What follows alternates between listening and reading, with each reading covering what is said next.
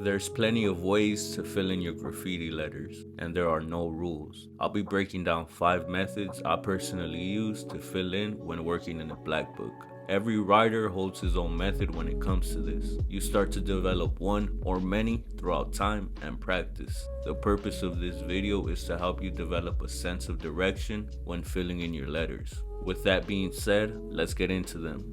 The first method is a solid fill-in. It's a real basic, real easy, and real simple way to fill in your letters. All you need is one color of your choice. I want to mention that depending on your style of filling in, you can either start off with a pencil sketch, then fill in your letters you sketch using the color of your choice. 2, outline your sketched letters with the outline color you have in mind, and then fill in your letters using the one color of your choice, kind of like a coloring book. Or 3, use the one color of your choice as your sketching marker, and then fill in the rest of your letters using that same marker. The choice is yours. These 3 styles I just broke down can be used on a couple of other methods on this list. Keep that in mind. The point of this fill-in method though is just to have one solid color as your fill-in. Nothing crazy going on inside, nothing fancy, just plain and simple. Second on the list is the each letter a different color method. This method of filling in your letters allows you to separate colors in each of your letters.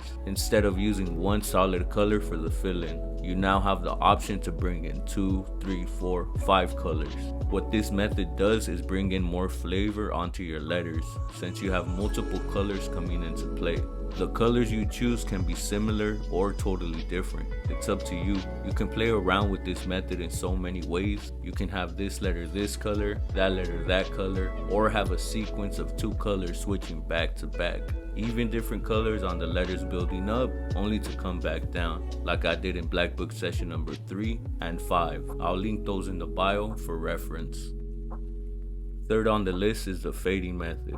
This fill-in method was introduced to me by the game Getting Up. I'm sure some of you are familiar with it. I laid eyes on these particular bubble letters Train had in his Blackbook. I remember I instantly knew I had to learn how to make colors blend like that. The letters looked so sick. This method really brings style into your fill-in. It's a joyride. It's basically colors fading inside of your letters strategically, either starting from bottom to top or top to bottom. You can even have both directions of the same color fading into a different color in the center of your letters. This method has to be smooth. You have to have a strategy. The strategy I personally use is I split the sketched letters into 3 by using a horizontal line through the letters to distinguish where each separate color is going to be. And at the lines where the colors meet is where I blend colors together. I always fade up with the darker color going towards the lighter color, and the lighter color fading up to the lightest color. The key to get familiar with this method is to learn how to blend colors with one another.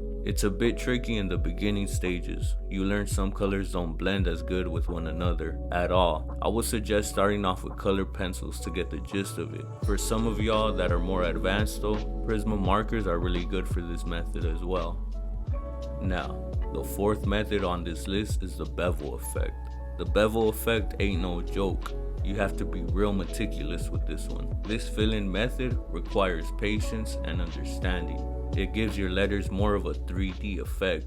Basically, you can split your letters into 3 or 4 colors, with each angle of your letter having a different color to it. Personally, I like to use 2 colors when working with this method. It makes the process a bit more simple. What you need to figure out to master this method is lighting, as well as the angles of your letters, so that specific areas on your letters will be filled in with the correct color, depending on the lighting and angle of them. It's really not as simple as it may look. Naturally, you'll get a grip with the flow of your letters if you start using this method, and you'll also become familiar with it in your own way. I would suggest though, starting off with block letters while getting familiar with it.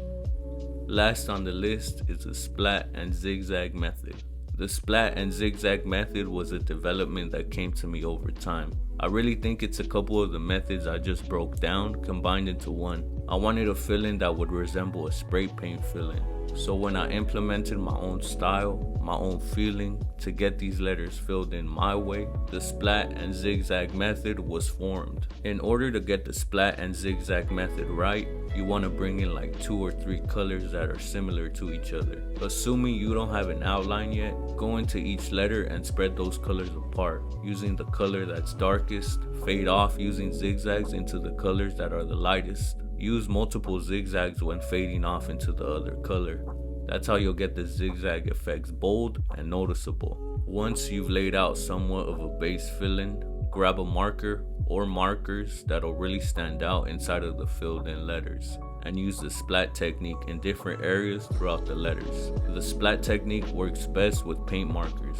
If using a paint marker, take the nib out and blow onto it towards the paper. You could even do it with the Sharpie and Prismacolor markers. You can't take the nib out of those markers, so do your best to get the marker at an angle where blowing onto the nib towards the paper will release the splat effect. These splats should look bold, or not, you can really do as you please.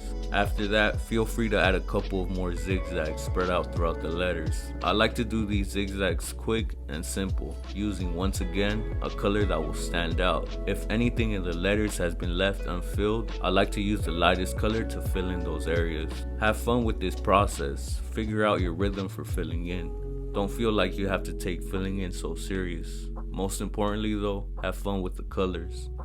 I'ma throw in a little bonus tip for y'all. A fill-in might sometimes feel like it's missing something, and what you could be missing are highlights. This subtle detail will really make a difference when it comes to completing your fill-in. Of course, there's more to it than just adding this detail, so we'll leave that for a separate video. My go-to marker for this detail though is a white Molotow 1mm or 1.5mm nib. Bring this into your fill-in and you'll definitely see the effect it has to offer. I hope you guys found this video helpful though. Feel free to like, comment, and share it with your friends so y'all can step your game up together. If you guys want to see a more in-depth process of filling in, check out my previous Blackbook sessions as well as my upcoming ones. Until next time, peace.